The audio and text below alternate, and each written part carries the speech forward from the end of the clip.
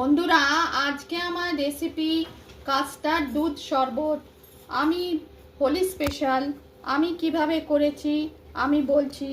প্রথমে half litre দুধ গ্যাসে ভালো করে বয়ল করে নিলাম গরম, তারপর সেটা একবারে ঠান্ডা করে একটা বাটিতে ঠান্ডা করে নিতে হবে। একটা বাটিতে 2 চামচ কাস্টার্ড নিয়ে তারপর ওই ঠান্ডা দুধটা আমি কাস্টার্ড গুলে রাখলাম।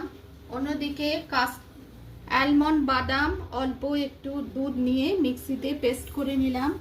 এবার গ্যাস জ্বালিয়ে দুধটা অল্প একটু ফুটলে আমি ওই বাদামের পেস্টটা আমি দিলাম, চিনি দিলাম পরিমাণ মতো, এলাচ পাউডার দিলাম, আর কাস্টার্ড যে দুধটা আমি ঠান্ডা দুধে গুলে রেখেছিলাম সেই মেশানো মিশ্রণটা আমি দুধে আস্তে আস্তে দিলাম, অল্প একটু ফুটিয়ে আর গ্যাস বন্ধ করে দিলাম। বরফ দিলাম, কারণ বেশিক্ষণ ফুটলে এটা কাস্টার্ড হয়ে যাবে, কাস্টার্ড মিল্ক হবে না।